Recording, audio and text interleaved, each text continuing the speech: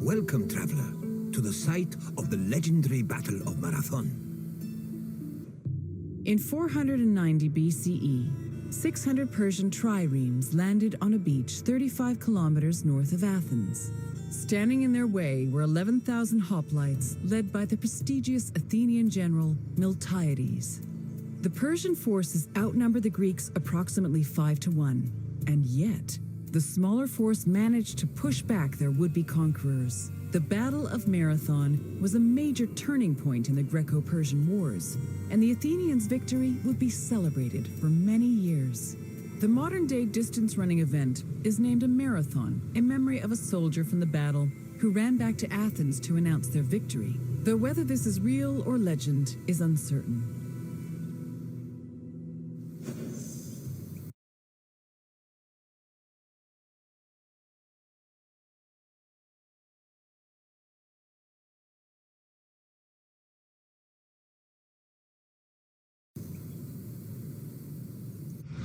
The Persians wanted to invade Greece in part due to its rich silver mines.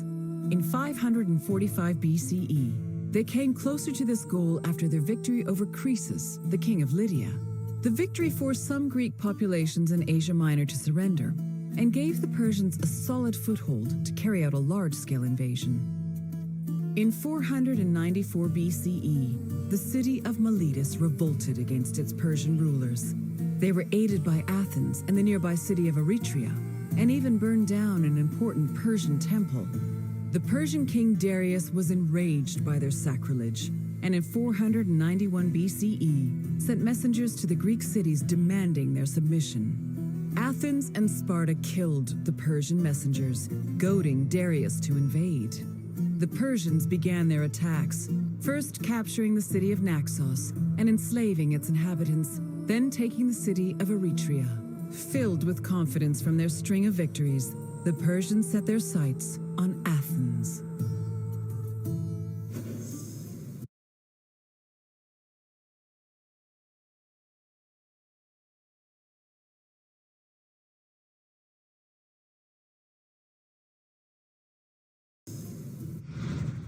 The Greeks were surprised by the ferocity of the Persian attacks.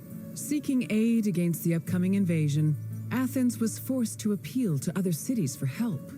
In a surprising move, they asked for aid from Sparta, known for having the strongest army in Greece. The Spartans agreed to the request, but they were unable to send reinforcements in time due to the religious feast of Apollo Karneos, which forbade them from leaving their city until the next full moon.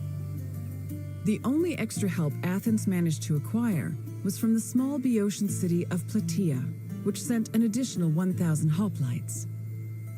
This was the first time in Greek history that their entire civilization was under attack from an external invader. Despite sharing the same language and same religion, Greek city-states had often warred amongst themselves. The Persian invasion was the first time they realized the necessity of collective action to ensure their survival.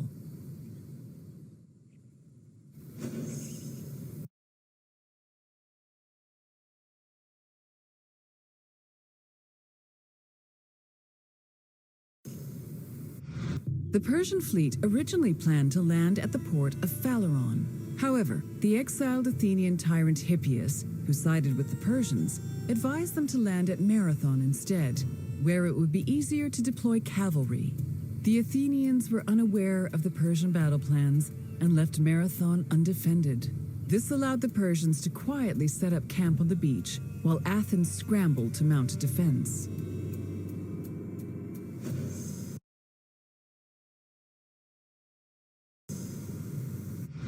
The Persians' overwhelming numerical superiority forced the Athenians to get creative with their defensive strategy. The city sent 10,000 hoplites, along with the extra 1,000 Plataean reinforcements, to a hill located above the Persian encampment. Once in position, Athenians had to decide whether to wait for the Persians to attack or to strike them first. Athens' strategists believed the former option was better, but the general Miltiades believed a first strike was more advantageous, as the Persians had their backs to the sea. In the end, Miltiades' opinion prevailed, and the Greeks made their move.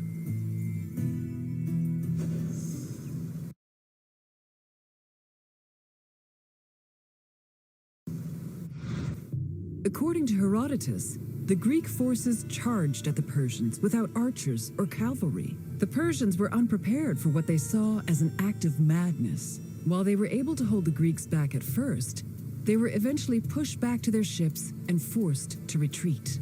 The Persians suffered heavy losses during the battle, with approximately 6,400 casualties.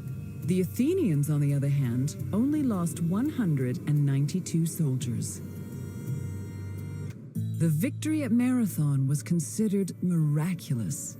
The Greeks attributed this miracle to the appearance of legendary heroes who they allegedly saw return from the dead to fight at their side in defense of the city. For example, several Athenians swore they saw the mythical king Theseus take up arms at Marathon, a scene which would later be depicted in Athens' Agora. Similarly, some hoplites attested that Heracles appeared at Marathon, clad in his lion's skin and wielding a club. The supposed appearance of these heroes helped elevate the Battle of Marathon to a legendary status among the Greek people.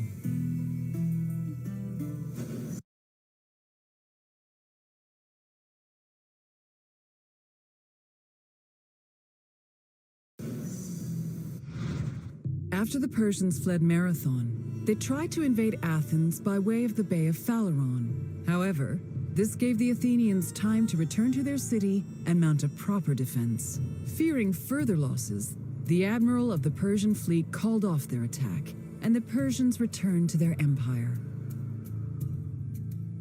Darius was furious at the campaign's failure and decided to seek vengeance in a retaliatory expedition from both land and sea. Meanwhile, Sparta begrudgingly congratulated Athens on their victory.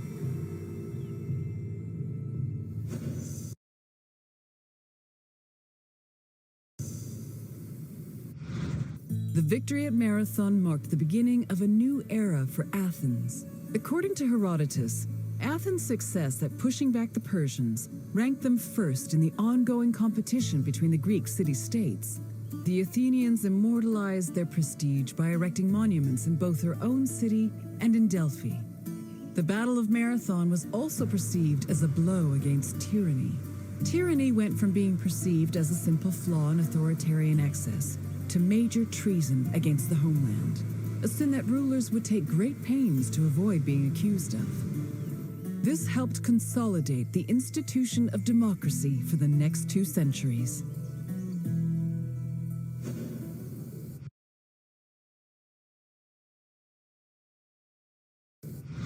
Farewell, traveler. I hope to see you again soon.